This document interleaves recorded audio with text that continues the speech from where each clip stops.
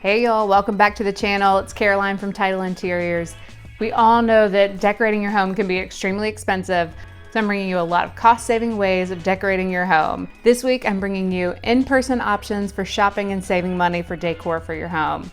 If you missed last week, we talked about online options and you can find that video right here. And make sure you subscribe and enable those notifications so you can get next week's video about DIY options for decor for your home.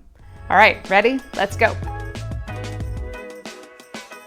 All right, so one of my first tips is thrifting, estate sales, consignment stores, and antique stores. Now, if you're new around here, you might not know how much I love thrifting. And if you aren't new, don't click out because I have some good tips. All right, so thrifting. There are a couple things you need to know. One thing is know what you're going there for. If you're going for a sofa, don't look for love seats. Look for a sofa. Know your dimensions. If a space can't handle a 120-inch couch, don't go looking at 120-inch couches. If you find something and you think, oh, this could work, I'm not really sure what my dimensions are, then have the store save it for you. They can hold it usually for at least a couple hours, and then that way it gives you time to go get your dimensions, and then you can make sure that you're making a good purchase.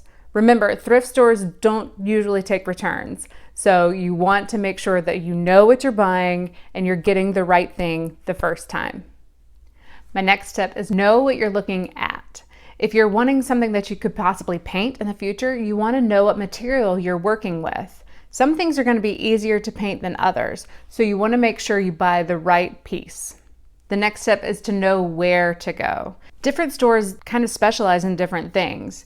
Some might have really great decor, but not much furniture. Some have great furniture and nothing else. So know where to go.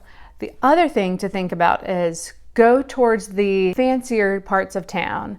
Those are typically the people who are getting rid of higher quality items. And so if you go to thrift stores in those areas, you're going to usually find a little bit better pieces and usually pieces that have been better maintained. Thrift stores and estate sales in those areas are also going to have higher quality and more rare antiques and vintage pieces. Think people who have traveled the world and brought home all kinds of cool things, or have that piece from their great-grandmother that they're getting rid of that they don't know how cool it is. And lastly, know when to go thrifting. Go thrifting early in the week. Most people are getting rid of things on the weekend when they're not working, they're trying to purge, so they're taking everything on Saturdays and Sundays, and those pieces usually get out Monday, Tuesday onto the showroom floor. As for estate sales, know which part of town would have the best ones. Again, go to the fancier parts of town. If they're getting rid of things, it's usually going to be higher quality items.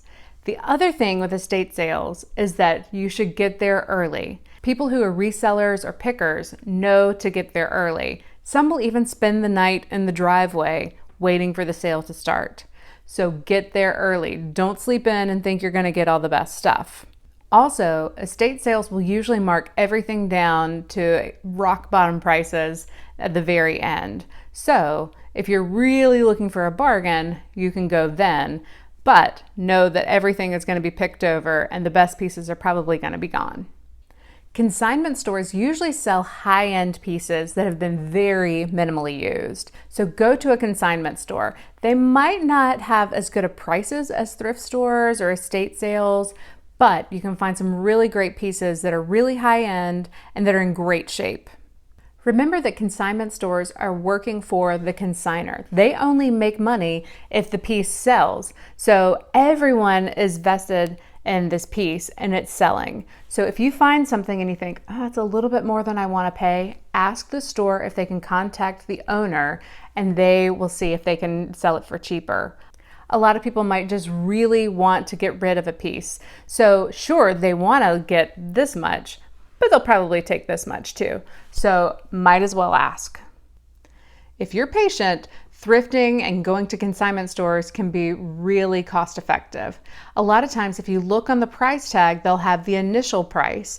And then if you flip it over or just somewhere else on the price tag, it will say, after this date, it will be this amount. And then after this date, it will be that amount. So usually they will decrease the price after 30 to 45 days. And then another 30 to 45, they'll decrease it a little bit more. And sometimes it's not a little bit, sometimes it's a lot. So check the price tag. If you are patient, you might be able to wait it out and get it for even cheaper. Sometimes that works out. It doesn't always. You might miss out on a piece. However, chances are, if it hasn't already sold, it's not going to sell in the next couple of days. So check back, or you can always ask and see if they're willing to go ahead and reduce it if it's very close to that next date. All right, antique stores. Not all antique stores are created equal. You want to go to one that doesn't just have all the tchotchkes and all the little knickknacks that you would find on someone's shelf that no one really wanted probably in the first place. See if you can find one that has a ton of little stalls, little booths that people have curated. You can find some really unique pieces, some real conversation starters that will make your home stand out and feel like like it's something cool, not something that you just bought off the shelf at a big box store. Hardback books are one of my favorite ways to style a space. You can find cheap hardback books in a lot of different places. Thrift stores usually have them for like $1 to $3. You can find them at used bookstores. They're going to be a little bit more expensive at a used bookstore, but you can find a ton of different topics. If you're looking for something that is a classic or something that looks really old world for like a library space, a used bookstore is a great place to go. The dollar store is one of my favorite places to find hardback books. They might not be bestsellers, but you can take off that paper jacket, look underneath, see if it's like a nice plain colored linen cover and use that. And it's $1 or $1.25 now. Libraries will often have used book sales as well. So when they're trying to get rid of a bunch of books, they'll have some for sale. They might not be quite as cheap as a thrift store, but you can find all kinds of different titles. Usually, let's be honest, they're probably not the ones that are in the highest demand, and they might be a little out of date, but you can find some really good, cheap books there. One thing to think about when using hardback books for styling is think about the topic. Do you really want something that's like a fad diet or something super controversial laying out for everyone to think, oh, that really represents them? No, you don't. So, for example, I have this Joy of Pastry book in my kitchen. I have no intention of making you a pastry. If you come to my house and there's a pastry, I did not make it. I'm not a real good cook. However, I find a lot of joy in eating pastries. And it's relevant to the kitchen, right? It looks nice, it's kitchen-y, and it doesn't have like a very distinct script that says 1994. So it's a really nice, neutral, pretty, kitchen-related book that is perfect for putting on a kitchen shelf.